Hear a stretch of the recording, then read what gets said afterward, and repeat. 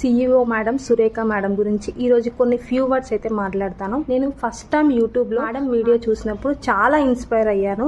Madam చాలా సింపుల్గా ఉంటారు, కానీ మేడం మాట్లాడే మాటలు మాత్రం చాలా చాలా బాగా మోటివేట్ చేస్తాయి.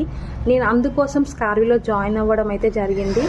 మేడం చెప్పే ప్రతి మాట మనం ఏదైనా చేయాలి, సాధించాలి అన్నట్టుగానే మాట్లాడతారు. అండ్ మేడం క్లాస్ డెమో విన్న తర్వాత నేను జాయిన్ అవ్వడం అయితే జరిగింది. 1000 మందికి పైగా ఫ్యామిలీలో ఎర్నింగ్స్ చేసుకుంటున్నారు, ఫ్యామిలీకి సపోర్ట్ ఇస్తున్నారంటే because of madam. And weekly 2 times compulsory live classes కూడా ఇస్తారు. వెబ్సైట్లో మనకి 28+ స్కిల్స్ని మేడం రికార్డింగ్ క్లాసెస్ పెట్టి అందరికీ ప్రొవైడ్ చేస్తున్నారు మినిమం అమౌంట్తో. కానీ మనం ఏం చేస్తున్నాము, ఆ అమౌంట్ పెట్టడానికి కూడా థింక్ చేస్తున్నాం. ఒక్కసారి ఆలోచించండి, ఆ రికార్డింగ్ క్లాసెస్కి ఎంత టైం పట్టొచ్చు.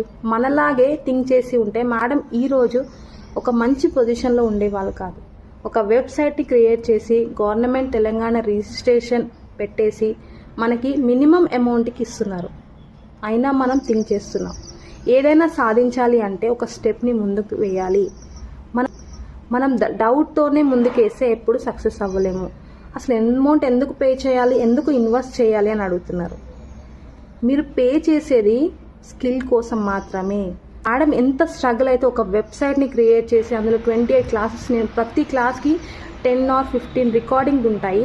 మేడం ఎంత స్ట్రగుల్ అయితే ఆ వీడియోస్ రికార్డ్ చేసి ఉండాలి, ఎంత పేషెన్స్ ఉంటే ఆ రికార్డ్స్ చేయాలి చెప్పండి.